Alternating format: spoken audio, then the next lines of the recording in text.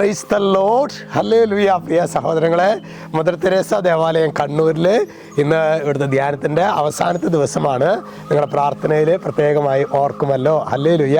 നോമിൻ്റെ പുണ്യപ്പെട്ട ദിനങ്ങളിലൂടെയാണ് നമ്മൾ യാത്ര ചെയ്യുന്നത്.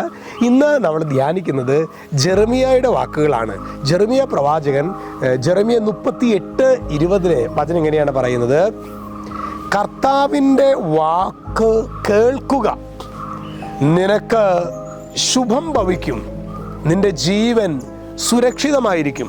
പ്രിയ സഹോദരങ്ങളെ, ആരെല്ലാം കർത്താവിൻ്റെ വാക്ക് കേൾക്കുവാൻ പരിശ്രമിച്ചിട്ടുണ്ടോ അവരുടെ ജീവിതത്തിലെ അവരുടെ അവസാനം ശുഭമായിരിക്കും, അവരുടെ ജീവൻ സുരക്ഷിതമായിരിക്കും. ചിലപ്പോഴെങ്കിലും നമ്മൾ ഈ തിരക്കിട്ട ജീവിതത്തിൽ കർത്താവിൻ്റെ വാക്ക് കേൾക്കാനൊക്കെ നമുക്ക് എവിടെ നേരം? എന്നിട്ട് ഓരോ ഗുദാമിൽ ചെന്ന് പെട്ട് നമുക്ക് എന്താ ചെയ്യേണ്ടതെന്ന്, അതായത് ചെളിയിൽ പൂണ്ട വണ്ടിയുടെ അവസ്ഥയാണ്.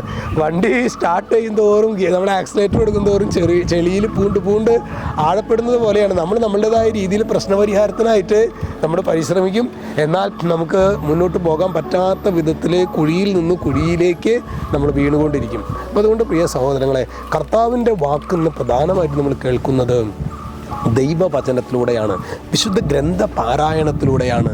വിശുദ്ധ ബൈബിൾ നാം എപ്രകാരമാണ് വായിക്കുന്നത് എന്ന് നമുക്ക് ഒന്ന് ആത്മശോധന ചെയ്യാം.